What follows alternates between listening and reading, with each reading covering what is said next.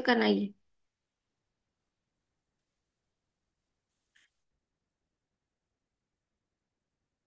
Baik, Assalamualaikum warahmatullahi wabarakatuh.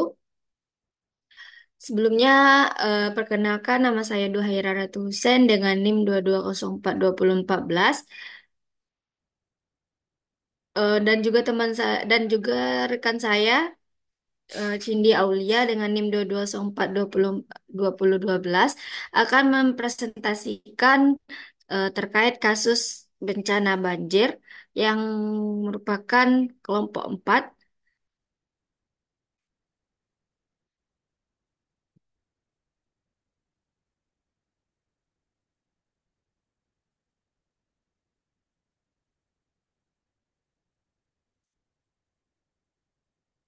Nah, sebelum kita masuk ke dalam kasus bencana banjir, kita sebelumnya harus mengetahui apa itu MRDK.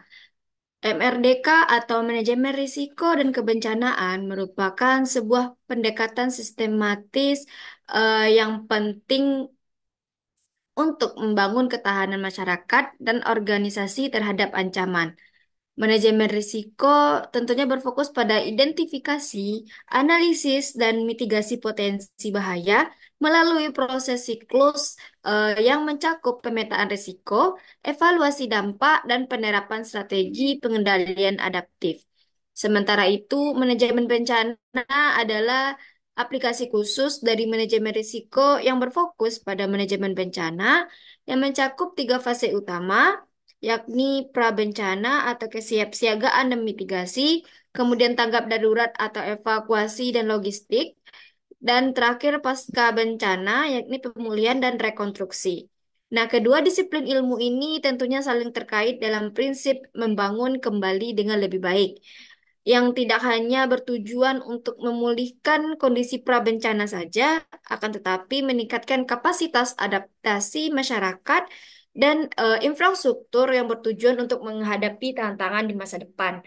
Nah, pendekatan holistik yang mengintegrasikan aspek teknis, sosial, dan kebijakan adalah kunci dalam menciptakan solusi yang berkelanjutan. Sebagai contoh, yakni perencanaan tata ruang berbasis resiko di daerah rawan bencana yang tidak hanya mengurangi kerentanan, tetapi juga membuka peluang untuk pembangunan yang lebih tangguh. Nah, sebelum kita masuk ke dalam kasus, pernahkah teman-teman semua mengalami banjir secara langsung? Banjir diartikan secara etimologis, yakni berasal dari bahasa Melayu yang berarti air meluap atau genangan air dalam jumlah besar. Nah, dalam konteks teknis, banjir sendiri adalah sebuah peristiwa ketika udara mengenangi wilayah yang biasanya kering akan tetapi melebihi kapasitas saluran udara alami atau buatan. Nah, banjir sendiri adalah sebuah fenomena hidrometeorologi di mana permukaan air sungai, danau, atau laut yang meningkat secara signifikan ke daratan ini merupakan pengertian menurut Wisner dan kawan-kawan pada tahun 2004 dalam tajuk bukunya yang berjudul Berisiko Bahaya Alam. Nah, sementara itu menurut UNDRR atau Kantor PBB yang bertujuan untuk pengurangan risiko bencana menggambarkannya sebagai sebuah peristiwa di suatu daerah yang biasanya tidak terendam air eh, yang merendam daerah sekitar. Nah, kemudian menurut Sri Harto sendiri, seorang pakar hidrologi Indonesia yang mengemukakan bahwa banjir di Indonesia seringkali disebabkan oleh manusia. Hal ini tentunya disebabkan oleh kombinasi faktor alam, yakni seperti curah hujan ekstrim dan faktor manusia yang meliputi tentang pengundulan hutan, kemudian alih fungsi lahan dan drainase yang buruk. Kemudian banjir dapat dipahami secara integratif sebagai suatu peristiwa alam yang menjadikan bencana ketika hubungan manusia dan lingkungan yang tidak seimbang, yang kemudian menyebabkan limpasan udara melebihi kapasitas infrastruktur dan ekosistem untuk beradaptasi. Kemudian Dalam manajemen risiko dan kebencanaan, tentunya terdapat beberapa alur atau tahapan risiko bencana, dan berikut merupakan tahapan bencana banjir yang akan kita bahas setelah ini, yang meliputi yang pertama ada fenomena. Fenomena ini contohnya seperti curah hujan tinggi pada musim hujan yang intensif. Kemudian peristiwa ekstrim di mana contohnya yakni meluapnya air sungai. Kemudian bahaya atau arus deras yang bisa menyeret kendaraan atau manusia. Kemudian resiko yang mana contohnya terjadinya korban jiwa dan luka-luka akibat terseret arus dan bencana. Contoh kasusnya seperti bencana banjir di Lapon Konsi, Nagari Gadut pada hari Senin tanggal 10 April 2023. Nah, kemudian apa sih itu fenomena? Apa yang dimaksud dengan fenomena tersebut? Nah, fenomena tentunya merujuk pada fakta, peristiwa, atau keadaan yang mana terjadi secara alami dan merupakan bagian integral dari siklus alam.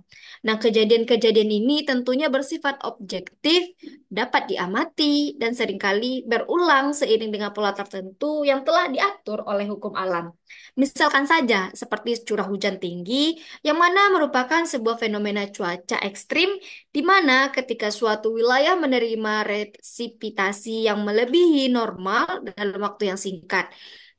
Nah, secara meteorologis tentunya kondisi ini dipicu oleh faktor alam seperti siklus monsun, anomali iklim seperti El Nino atau La Nina, dan juga pemanasan global yang mengubah pola curah hujan global, dan juga dampaknya yang bisa kita lihat seperti yang meliputi banjir bandang, tanah longsor, dan juga kerusakan infrastruktur yang mengancam keselamatan masyarakat.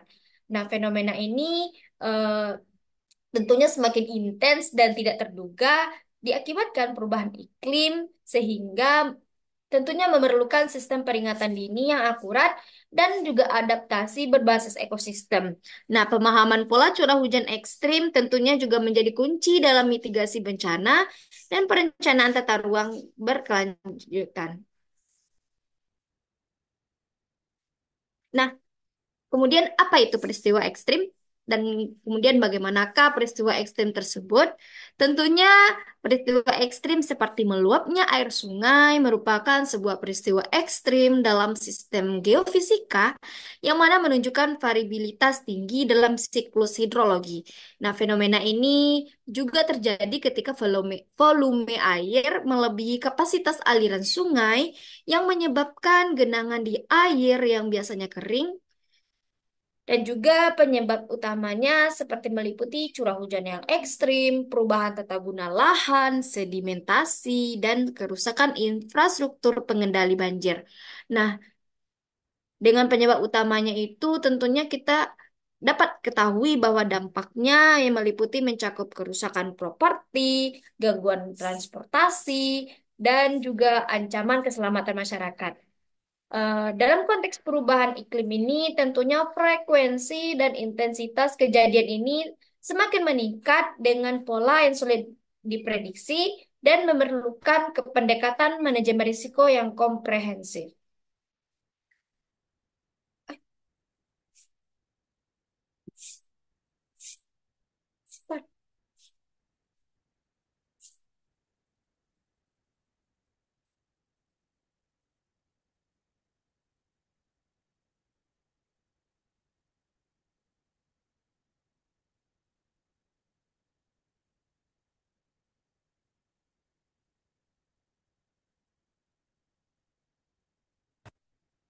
Baik, sekian pemaparan dari saya.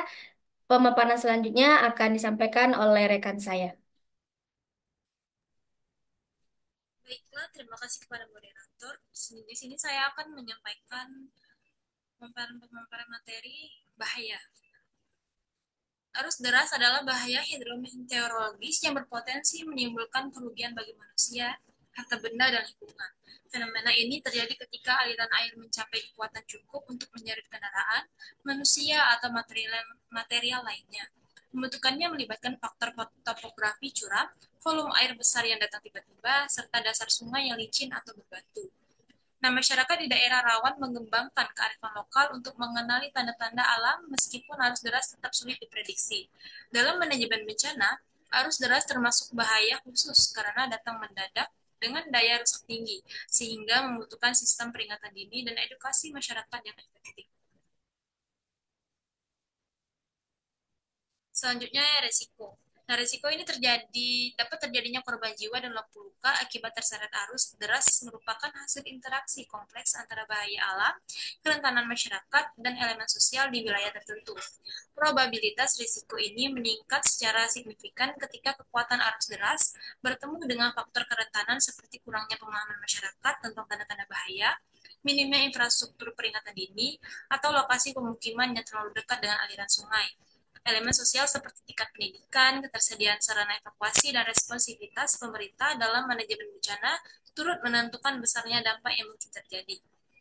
Dalam konteks ini, risiko tidak hanya diukur dari kekuatan arus itu sendiri, tetapi juga dari kapasitas masyarakat dalam mengantisipasi dan merespon bahaya tersebut, di mana kombinasi faktor-faktor tersebut dapat memperburuk konsekuensi yang ditimbulkan.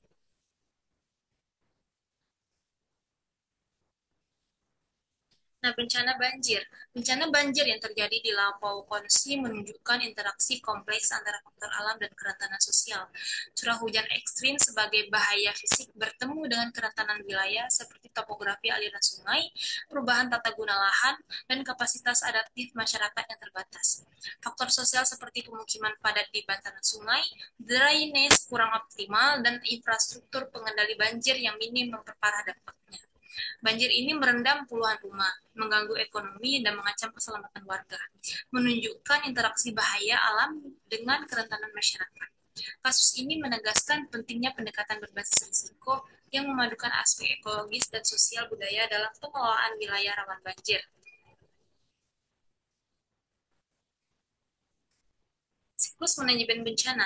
Siklus manajemen bencana merupakan kerangka kerja yang diakui untuk mengelola kejadian bencana dan dampaknya dalam kegiatan prabencana selama dan pasca bencana. Pada tataran operasional, manajemen bencana dapat digambarkan sebagai proses yang melalui beberapa tahapan yang bersifat siklus dan saling tumpang tindih. Manajemen bencana memiliki 4 fase, yaitu yang pertama adalah tahap kesiapsiagaan. Tahap kesiapsiagaan atau tahap persiapan adalah upaya proaktif untuk meminimalkan dampak bencana dan meningkatkan kapasitas respons. Simulasi evakuasi banjir di komunitas rawan menjadi kegiatan kunci untuk membangun kesiapsiagaan masyarakat. BPBD berperan sebagai koordinator utama dengan dukungan PMI dan relawan dalam pelatihan masyarakat. Simulasi meliputi sosialisasi sistem peringatan dini, pemetaan rute evakuasi, praktik alat keselamatan, dan pengenalan titik kumpul. Latihan berulang membantu masyarakat menguasai prosedur standar untuk respons cepat saat bencana. Nah, pendekatan ini memperkuat kolaborasi antara pemerintah, organisasi, dan warga dalam membangun komunitas tangguh.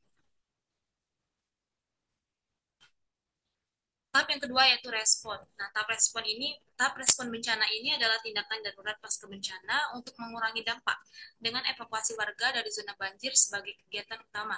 Proses ini melibatkan BPBD sebagai koordinator, didukung TNI atau Polri, PMI relawan, dan tenaga medis. Evakuasi mencakup identifikasi korban, penetapan rute aman, dan distribusi pengungsi ke posko.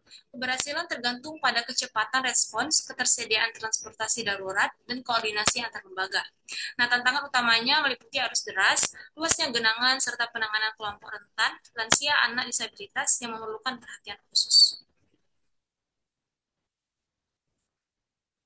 Selanjutnya yaitu tahap pemulihan. Nah, tahap pemulihan pasca banjir berfokus pada rekonstruksi dan rehabilitasi untuk mengembalikan kondisi normal.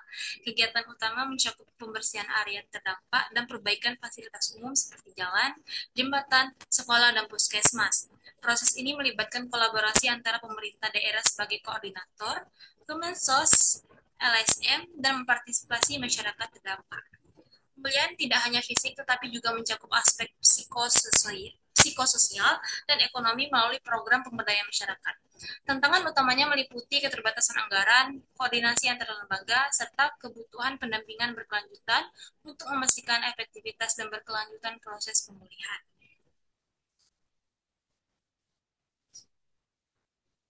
Dan yang terakhir adalah tahap mitigasi. Nah, tahap mitigasi ini mencakup upaya pencegahan dan pengurangan risiko banjir melalui pembangunan dan perbaikan infrastruktur seperti tanggul, bendungan, dan kanal air. Kementerian PUPR memimpin aspek teknis didukung pemerintahan daerah, BPBD, serta masyarakat dalam pemeliharaan. Pendekatan ini menggabungkan solusi fisik dengan penyempurnaan regulasi, pengurangan risiko. Tantangan utama meliputi pemeliharaan berkelanjutan, koordinasi lintas sektor, dan integrasi aspek sosial dalam perencanaan teknis untuk menciptakan lingkungan lebih tahan banjir. Sekian pemaparan materi dari saya kembalikan kepada moderator.